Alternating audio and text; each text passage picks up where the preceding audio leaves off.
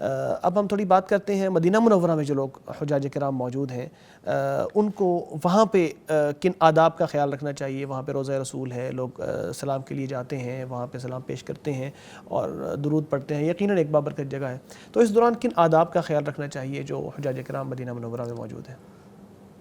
مدینہ منورہ بھی مکہ مکرمہ کی طرح حرم ہے۔ وہ حدیث شریف میں آتا ہے، صحیح بخاری کی حدیث ہے کہ اللہ کے نبی صلی اللہ علیہ وسلم نے فرمایا کہ مکے کو حرم قرار دیا ابراہیم نے علیہ السلام، اور میں مدینے کو حرم قرار دیتا ہوں۔ تو یہاں پر بھی اس کے پرندوں کو مارنا، اس کے درختوں کو کاٹنا، اس سے اجتناب لازم ہے، اور یہاں پر بھی ایذا اور تکلیف دینے سے انسان کو بچنا چاہیے، احترام سے رہنا چاہیے۔ وہ ایک شاعر ہمارے پشتو زبان کا گزرا ہے، اس نے ایک لفظ کہا ہے، وہ شعر بڑا زبردست ہے، میں اسی پشتو میں اسے دہراتا ہوں۔ تو وہ کہتا ہے کہ زڑگئی استرگے لگاوا د قدم لارا ندا، زڑگئی استرگے لگاوا د قدم لارا ندا، حضرت پی ایخی قدمونا دم رخوارا ندا، کہ اے دل آنکھیں لگاؤ، یہ قدم لگانے کی جگہ نہیں ہے، آنکھیں لگاؤ۔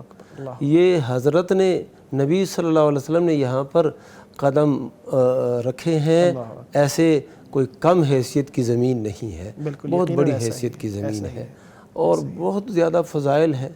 وہ حدیث میں یہ بھی آتا ہے کہ جو مدینہ منورہ میں وفات پا سکتا ہے وہ ادھر ہی وفات پا لے، من استطاع ان یموت بالمدینہ فلیفعل۔ تو یہ ایک بڑی فضیلت والی بات ہے۔ اور پھر وہاں پر مسجد نبوی ہے، مسجد قباء ہے، مبارک جگہ ہیں، مقدس جگہ ہیں۔ پھر اسی طرح نبی صلی اللہ علیہ وسلم کی قبر مبارک وہ بھی وہیں پر ہے۔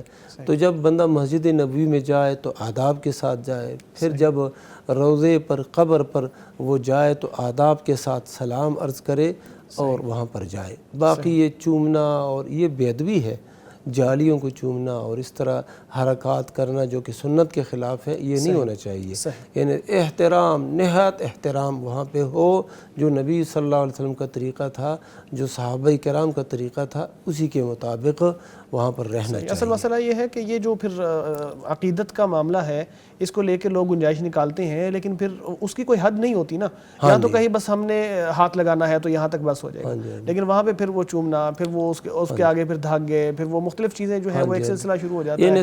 تو اس لیے وہ سب سے زیادہ جاں نثار اور محبت کرنے والے جو تھے وہ صحابہ کرام تھے۔ یہ چیزیں تو صحابہ کرام سے ثابت نہیں ہیں، حالانکہ اس وقت نبی صلی اللہ علیہ وسلم کی جو قبر ہے وہ اتنی چھپی ہوئی بھی نہ تھی۔ اب تو 3 دیواروں سے اور جنگلوں سے اور جالیوں سے وہ محفوظ ہے۔ تو وہی طریقہ ہمیں اپنانا چاہیے جو ہمارے سلف کرتے تھے، صحابہ کرام کرتے تھے، تابعین کرتے تھے۔